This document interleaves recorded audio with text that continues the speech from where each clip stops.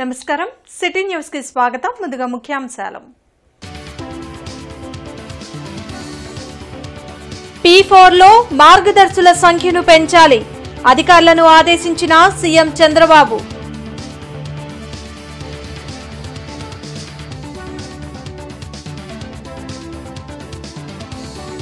రాష్ట్రంలో గంజాయి, మాదక ద్రవ్యాల అక్రమ రవాణాను ఉక్కుపాదంతో అణచివేస్తున్నాం. హోంమంత్రి అనిత వెల్లడి.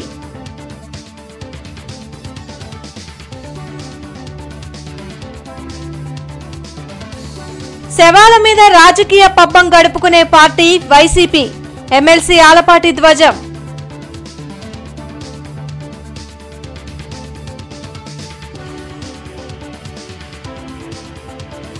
కూటమి ప్రభుత్వ హనీమూన్ పీరియడ్ ముగిసింది. ఇక నుంచి యుద్ధం చేయాల్సిందే. వైసీపీ విస్తృత స్థాయి సమావేశంలో మాజీ సీఎం జగన్ వ్యాఖ్య.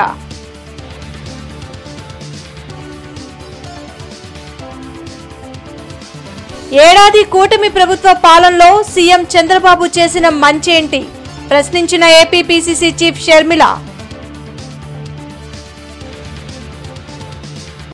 P4 లో మార్గదర్శుల సంఖ్యను పెంచాలని అధికారులను ముఖ్యమంత్రి చంద్రబాబు ఆదేశించారు.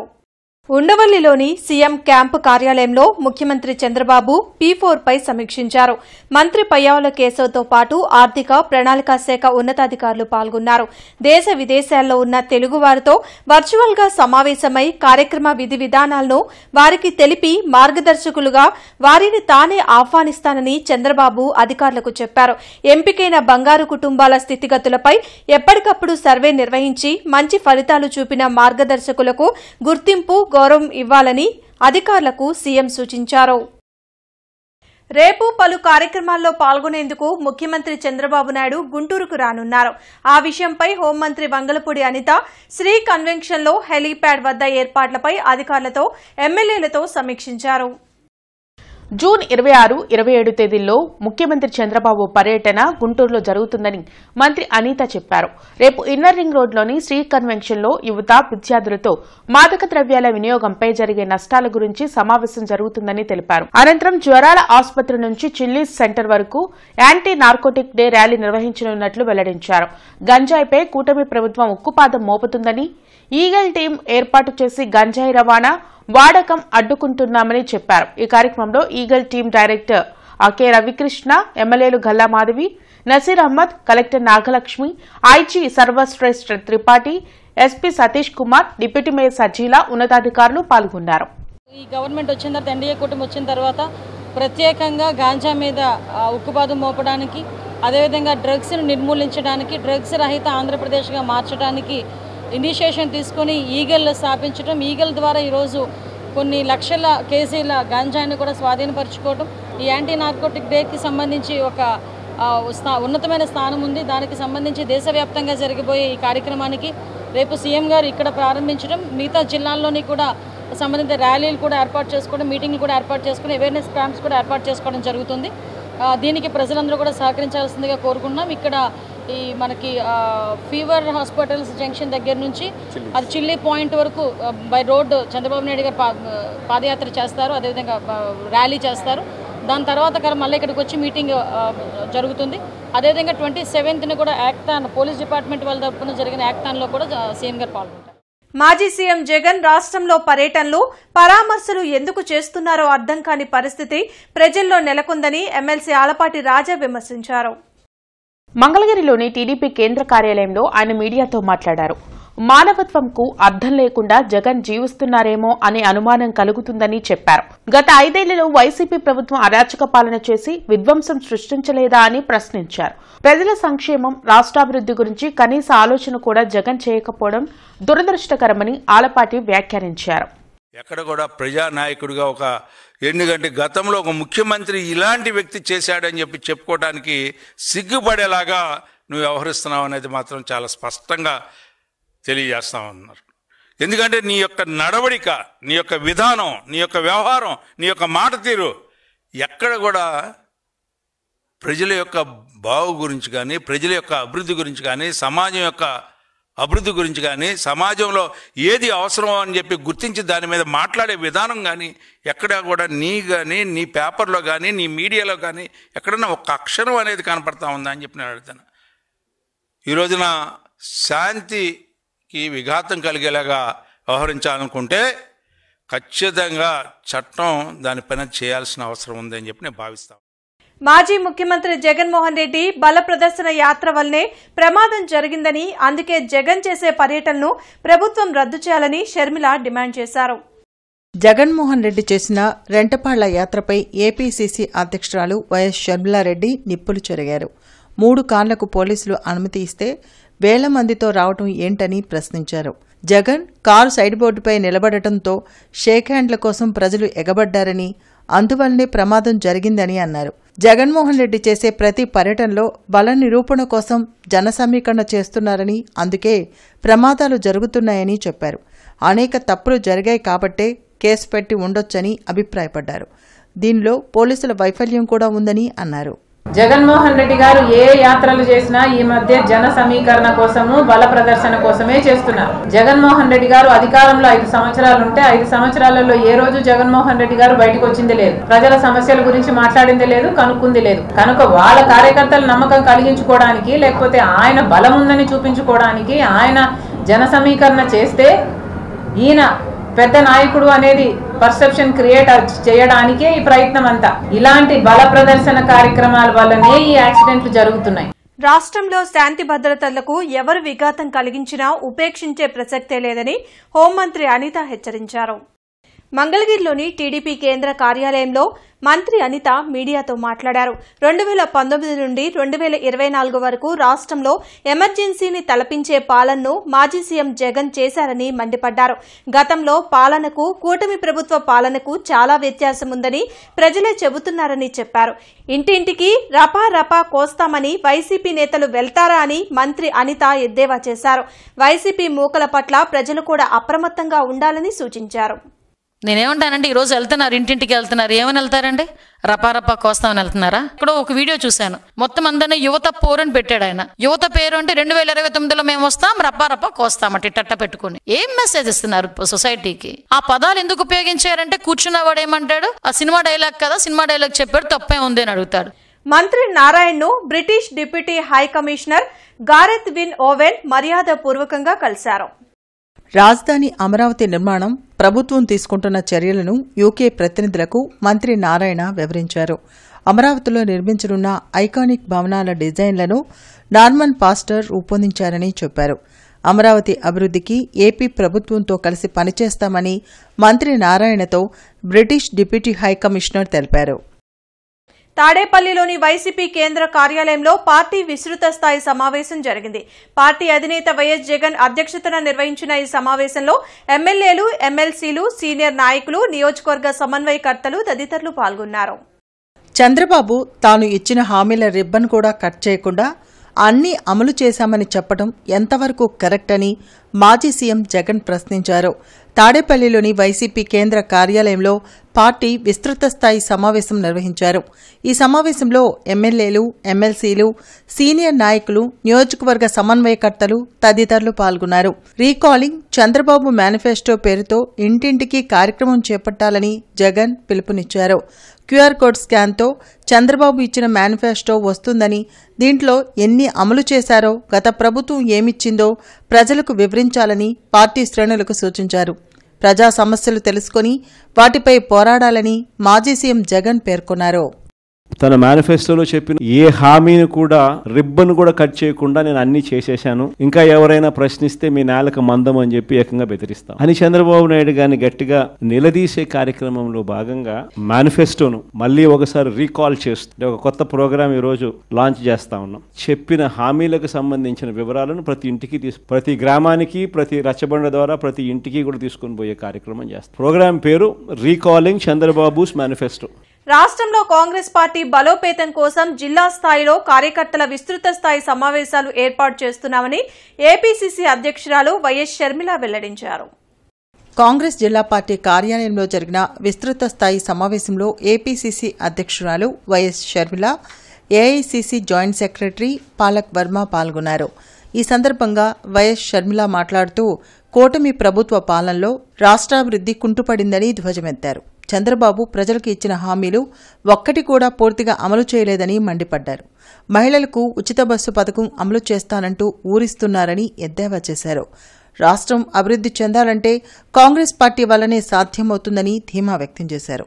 ఈ కార్యక్రమంలో మాజీ ఎమ్మెల్యే మస్తాన్ వలి, జిల్లా అధ్యక్షులు చిలకా విజయకుమార్, లింగంశెట్టి ఈశ్వరరావు, విద్యార్థి నాయకులు కరీం, డాక్టర్ జాన్బాబు, బిళ్లా సునీల్, గడ్డం పాల్ విజయ్ తదితరులు పాల్గొన్నారు.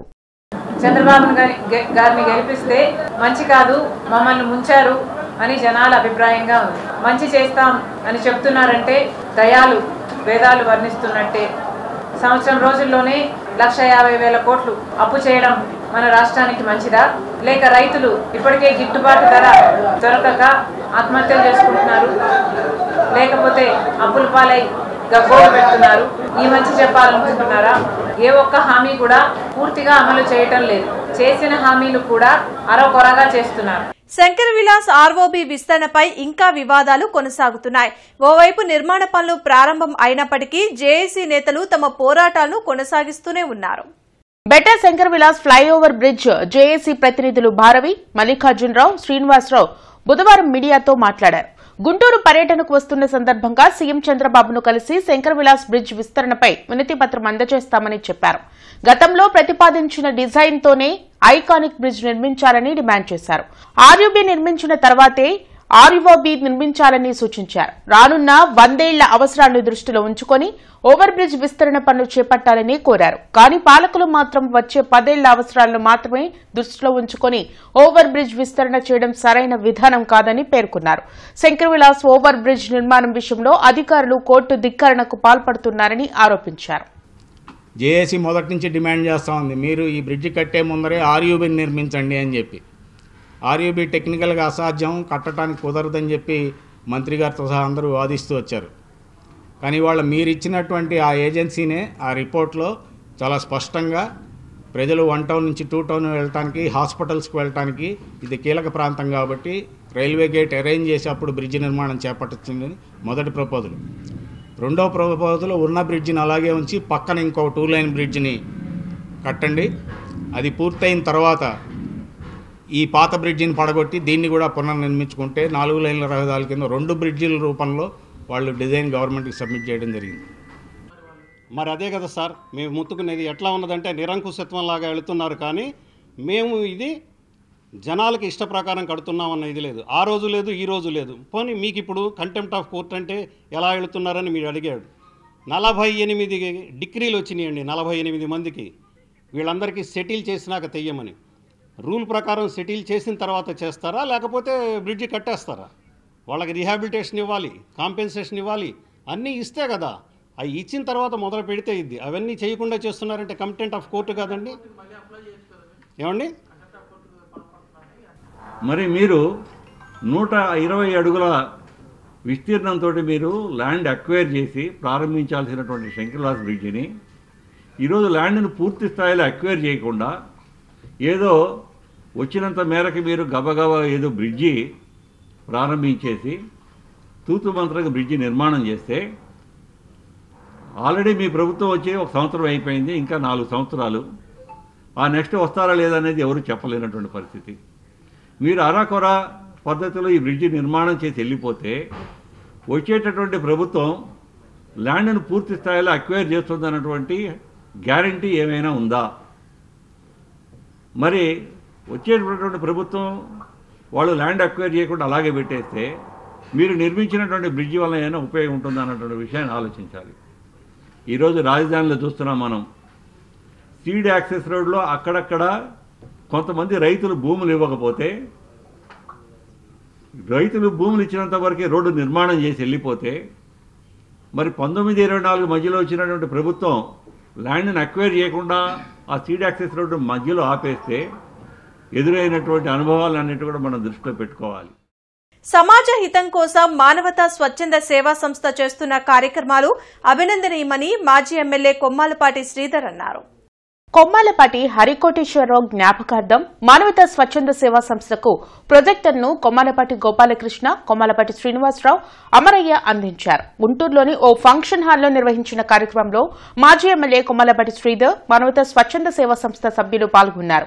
సమాజానికి తమ వంతు సేవ చేసేందుకు దాతలు చాలా మంది ఉన్నారని, వారిని సరైన విధానంలో స్వచ్ఛంద సంస్థలు వాడుకోవాలని శ్రీధర్ సూచించారు.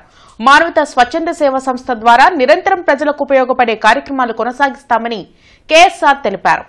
నిర్వహిస్తున్న ఈ యొక్క సంస్థ ప్రెసిడెంట్కి, సెక్రటరీకి, అదేవిధంగా మెంబర్స్కి, అదేవిధంగా సహకారం అందిస్తున్న వ్యక్తులకి, ప్రత్యేకించి తమ్ముడు 4-5 ప్రోగ్రామ్స్ గురించి ఎప్పుడైనా చెప్తా ఉంటే ఈ యొక్క ఎటువంటి ప్రోగ్రామ్స్ గురించి చెప్తున్నప్పుడు చేస్తున్నాడు, ఏదో ఇన్స్పిరేషన్ తీసుకున్నాడు వల్లే ఇబ్బంది లేదంటే లేదన్నా నువ్వే ఇన్స్పిరేషన్ అని చెప్తుంటాడు. అయితే రైట్, ఏ విషయాన్నైనా సరే ఎక్కడైనా సరే ఒక స్ఫూర్తి అనేది ఉండాలి. ఆ స్ఫూర్తిని తీసుకొని ముందుకు నడుస్తున్న శ్రీనివాస్ గారికి, అదేవిధంగా వారి కుటుంబ సభ్యులకి, అదేవిధంగా ఈరోజు వారి తండ్రి గారి మీద ఉన్న అభిమానంతో సహకారాన్ని అందిస్తున్నందుకు చాలా సంతోషం. ప్రతి ఒక్కళ్ళు కొద్దిగా దీన్ని ఇంకొంచెం బెటర్గా ముందుకు తీసుకెళ్ళడం కోసం ఎవరైతే టీమ్గా ఫామ్ అయ్యారో ఆ టీమ్గా ఫామ్ అయిన వాళ్ళు ఒక అవేర్నెస్ ప్రోగ్రామ్స్ని డెవలప్ చేసుకొని ముందుకు నడవగలిగితే, అంటే సండేగా వాక్ ట్రాక్ సిస్టంలో కూడా వాక్లో కూడా అసోసియేషన్స్ ఉన్నాయి. చాలా చేతులు ఇవ్వగలిగిన సంస్థగా ఈ యొక్క మానవతా సంస్థ, మానవత్వం ఉన్న సంస్థ చేయూతనివ్వగలిగిన సంస్థగా ముందుకు నడవాలని మనస్ఫూర్తిగా కోరుకుంటూ, ప్రొజెక్టర్ ఇళ్లలో హోమ్ థియేటర్లుగా, విద్యాలయాల్లో విద్యార్థులకి బోధనలుగా, అలాగే ఎన్నో రకాలుగా ఉపయోగంతో వాళ్ళ ప్రొజెక్టర్ మీ ఇంట్లో థియేటర్లో మీ ఇంటికి వచ్చింది. దాన్ని మానవతా స్వచ్ఛంద సేవా సంస్థకి మా కుటుంబము సభ్యులైనటువంటి మా అన్నయ్య గారు ప్లస్ గాది అమరయ్య గారు, మా నాన్నగారు కొమ్మాలపాటి హరికోటేశ్వరరావు గారు జ్ఞాపకార్థం ఆయన సంవత్సరం ఈరోజు, అందువల్ల ఇక్కడ ఈ ప్రోగ్రాం నిర్వహించడం జరిగింది. మేము మానవతా స్వచ్ఛంద సేవా సంస్థ తరపున ఈ సంవత్సరం అత్యద్భుతంగా ఎన్నో కార్యక్రమాలతోటి, మెడికల్ క్యాంపులు ఏంటి, బ్లడ్ డొనేషన్లు ఏంటి, మరియు స్కాలర్షిప్లు ఏంటి, ఫీజులు ఏంటి, మరియు ల్యాప్టాప్లు ఏంటి, ఎన్నో సేవా కార్యక్రమాలతోటి సంస్థని ముందుకు తీసుకెళ్తున్నాము. ఈ సంవత్సరం అత్యద్భుతంగా ఇంకా స్కూళ్ళల్లో కూడా ఎన్ఎంఎస్ ప్రోగ్రాంలో కూడా మంచి చేయూతని సెక్రటరీ గారు నాకు అందిస్తూ మేము ఈ సంవత్సరం చాలా ముందుకు తీసుకెళ్లాము. నాకు ఈ అవకాశం ఇచ్చినటువంటి ప్రతి వ్యక్తికి పేరు పేరున. పట్టాభిపురం మున్సిపల్ కార్పొరేషన్ పాఠశాల నందు 2024-25 విద్యా సంవత్సరంలో 10వ తరగతి నందు 500కు పైగా మార్కులు సాధించిన విద్యార్థుల ఆధ్వర్యంలో ప్రోత్సాహకాలు అందజేసే కార్యక్రమంలో నగర మేయర్ కోవెలముడి రవీంద్ర పాల్గొని విద్యార్థులకు ప్రభుత్వం అందిస్తున్న బుక్స్, యూనిఫామ్, పాఠ్య పుస్తకాలను పంపిణీ చేశారు. ఈ సందర్భంగా మేయర్ మాట్లాడుతూ విద్యాభివృద్ధికి రాష్ట్ర ప్రభుత్వం పెద్దపీట వేస్తుందని, విద్యాశాఖలో ప్రభుత్వం అందిస్తున్న సంక్షేమ పథకాలను విద్యార్థులు సద్వినియోగం చేసుకోవాలని సూచించారు. మున్సిపల్ ఇంజనీరింగ్ కార్మికుల జీతాలు పెంచాలని, అవుట్సోర్సింగ్ ఉద్యోగులకు ప్రభుత్వ సంక్షేమ పథకాలు అమలు చేయాలని సిఐటియు డిమాండ్ చేసింది. మున్సిపల్ ఎంప్లాయీస్ వర్కర్స్ యూనియన్ ఆధ్వర్యంలో కార్పొరేషన్ కార్యాలయం ఎదుట ధర్నా నిర్వహించి నిరసన వ్యక్తం చేశారు. మున్సిపల్ కార్మికులకు కూటమి ప్రభుత్వం ఇచ్చిన హామీలను అమలు చేయాలని కార్మిక సంఘ నాయకులు కోరారు.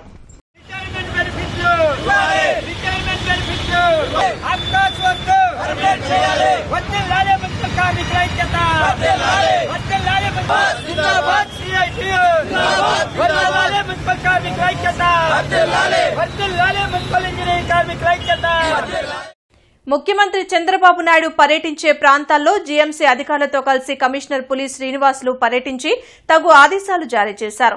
రేపు అంతర్జాతీయ మాదక ద్రవ్యాల దుర్వినియోగం మరియు అక్రమ రవాణా వ్యతిరేక దినోత్సవం సందర్భంగా నగరంలో ముఖ్యమంత్రి పర్యటన చేసే మార్గాల్లో జీఎంసీ నుండి విధులు కేటాయించబడిన అధికారులు పర్యటన ముగిసే వరకు అప్రమత్తంగా ఉండాలని కమిషనర్ సూచించారు.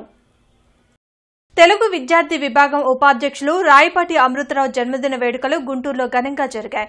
లక్ష్మీపురంలోని ఆయన కార్యాలయంలో కేక్ కట్ చేసి సంబరాలు నిర్వహించారు.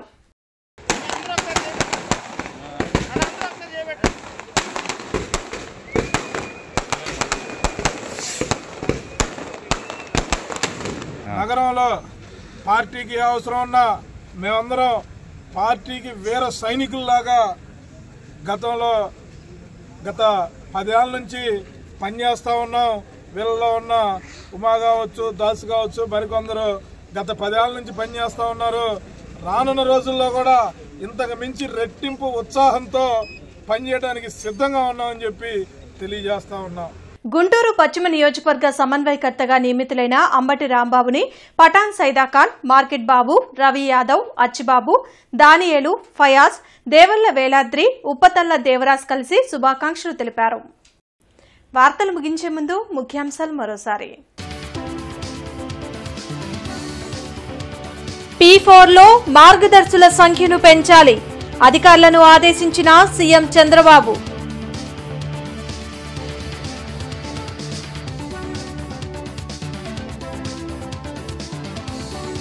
రాష్ట్రంలో గంజాయి, మాదక ద్రవ్యాల అక్రమ రవాణాను ఉక్కుపాదంతో అణిచివేస్తున్నాం, హోంమంత్రి అనిత వెల్లడి.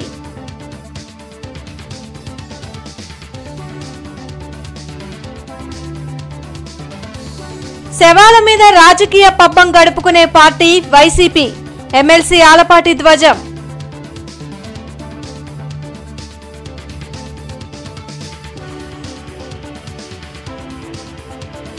కూటమి ప్రభుత్వ హనీమూన్ పీరియడ్ ముగిసింది, ఇక నుంచి యుద్ధం చేయాల్సిందే, వైసీపీ విస్తృత స్థాయి సమావేశంలో మాజీ సీఎం జగన్ వ్యాఖ్య.